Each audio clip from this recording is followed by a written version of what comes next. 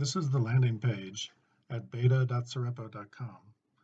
If we click here on Synchrotron Radiation Workshop, we see multiple opportunities to simulate synchrotron radiation examples, wavefront propagation examples, or light source facility X-ray beamlines. This Expert Users Only tab takes you to a working area where you can have complete access to SRW capabilities. Here we have a folder-like structure. I'm going to look in light source facilities, and then I'm going to look at NSLS-II, and then we're going to look at the coherent hard X-ray beamline, CHX. Here you see two simulations, one with a conventional or idealized undulator representation and one with a more realistic tabulated undulator representation. I can open this simulation, or I can create a copy or other things. Here I'm going to create a copy. I'm going to give it a name, my CHX X-01, create the copy, and then we go right into the simulation. This is the source page where the undulator is specified as well as the electron beam, and it makes a series of plots for you. Electron trajectory will appear here in the lower right, the intensity 20 meters from the undulator, the power density, here the on-axis spectrum. This is all at 9 keV. You can click near any of these peaks and you can see information about the plot at that location, and it will automatically find the peak for you so you can see the different modes. You can zoom in and out by scrolling the mouse. Here we go to the beamline tab. Here you see the sequence of elements laid out, a slit, a couple more slits, a compound refracting lens, HDM is a horizontal deflecting mirror, a focusing lens, another slit, and then a watch point, which is where the sample is located. Here it's calculating automatically for you the initial intensity at the beginning of the beam line, and then it's propagating the wave fronts through the beam line right now, and when it's done, it will show you the result here.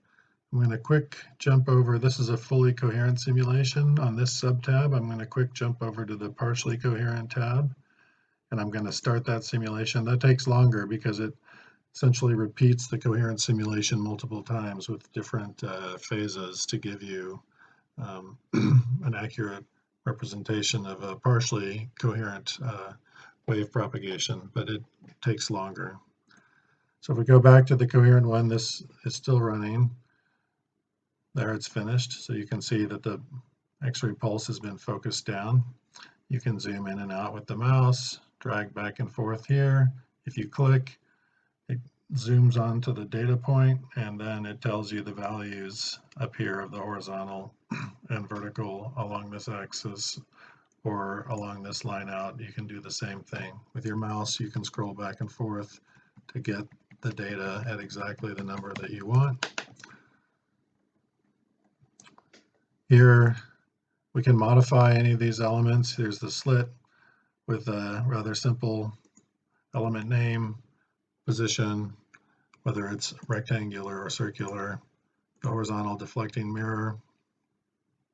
You can specify mirror errors if you like, or you can leave it as an idealized mirror. More slits. Here's a compound refracting lens, which has quite a bit more data that you can specify. And here's a simple lens. And then the watch points can be put anywhere. You're just going to get to see the beam intensity wherever you place a watch point. And of course, the final watch point is where you would imagine the sample to be.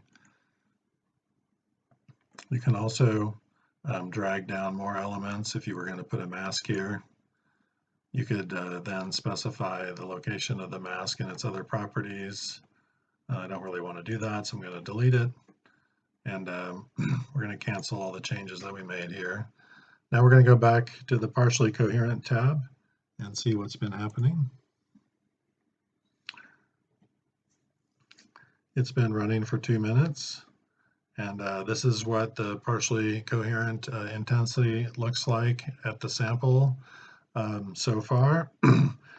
This just keeps running and statistically sampling the phase space associated with the electron beam emittance and energy spread until it appears to have converged, and then you can click End Simulation down here. I'll go ahead and do that now. So when you're done with the simulation, you can go up here to this cogwheel. The cogwheel always offers you a series of more sophisticated user controls. You can change the initial wavefront simulation grid. By default, it makes choices automatically, which is the best choice to make. It's propagating a 9 keV wavefront. If you change the properties of the undulator or the electron beam energy, the resonant energy is going to change, and you'll want to change this number. You can specify a documentation URL. Here I'll put in the RadiaSoft web page. Save the changes. Once I've done that, then now this notes icon has appeared. It wasn't there before. If I click on that, it takes me to the RadiaSoft web page. So that's where you might have some detailed description of your beamline that would be useful for you or users or collaborators to see. You can also export this simulation as a Python code. Here you see a valid Python script for running SRW. You can also export as JSON data file. JSON is just a simple Python data format in plain text, and here you can just see, without all the Python code around it, just all of the essential parameters which are used to define the simulation. And you can import these files into the GUI and start up a new simulation in that way. And so I'm going to go back to simulations here. Here you see my copy. I can create a new folder called demo, save the changes.